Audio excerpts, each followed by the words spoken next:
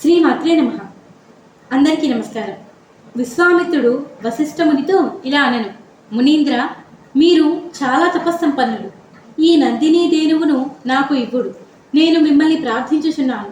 నేను దీనికి బదులుగా సమృద్ధిగా పాలు ఇచ్చేడి గోవులను 1000 మీకు దానము చేసేదను. అది విన్న వశిష్ఠుడు ఇలా అనెను, రాజా, ఈ గోవు హోమమునకు హవిస్సు ప్రసాదించుడు కనుక నేను దీనిని నీకు ఇవ్వలేను. నీ సహస్ర దేనువులను నీ దగ్గరే ఉండనిమ్ము అని చెప్పాను.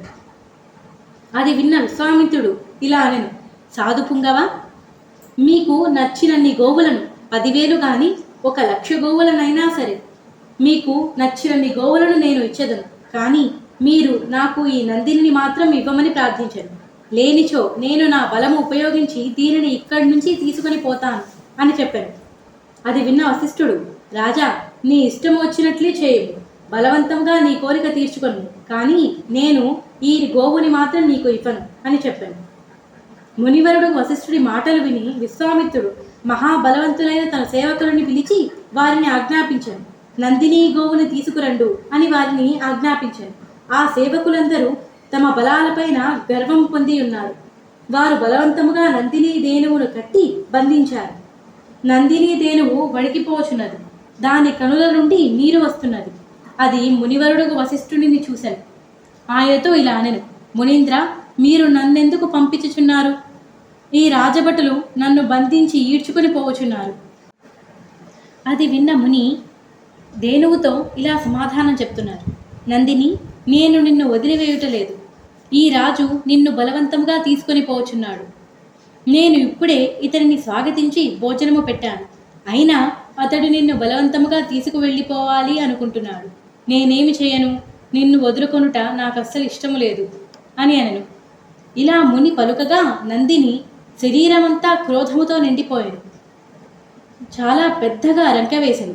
దాని ముఖము నుండి భయంకరమైన శబ్దములు వచ్చాను. ఆ సమయమున నందిని శరీరము నుండి భయంకరమైన సంఖ్యలేనంత మంది రాక్షసులు ఆవిర్భవించారు. వారందరూ చేతులలోనూ ఆయుధములు కలిగి ఉన్నారు. వారి శరీరమునందు కవచములు ధరించి ఉన్నారు. ఆగుము, ఆగుము అని వారి నోటి నుండి ధ్వనులు వచ్చుచున్నాయి. అప్పుడు వారు విశ్వామిత్రుని సకల సైన్యమును సంహరించారు. నందిని బంధ విముక్తురాలని చేసింది. తరువాత విశ్వామిత్రుడు చాలా దుఃఖముతో ఒంటరిగానే తన ఇంటికి తిరిగి వెళ్ళిపోయాడు. ఆయన సిగ్గుపడుతూ తను చేసిన తప్పుకి పశ్చాత్తాపపడాడు. అందువలన రాజు ఎవరూ లేని ఒక నిర్జన ప్రదేశమునకు వెళ్ళిపోయాడు. అనేక సంవత్సరములు విశ్వామిత్రుడు కఠిన తపం ఆచరించాడు. చివరకు క్షాత్రధర్మమును వదిలేసి అతడు రాజ ఋషి అయ్యాడు. అందువలన రాజా, మీరు కూడా మునితో వైరము పెట్టుకొనవద్దు. ఈ చిన్న బాలుడైన సుదర్శనుడు మిమ్ములను ఏమి చేస్తాడు? ఇక్కడ అతనిని ప్రశాంతంగా బతకనివ్వడు.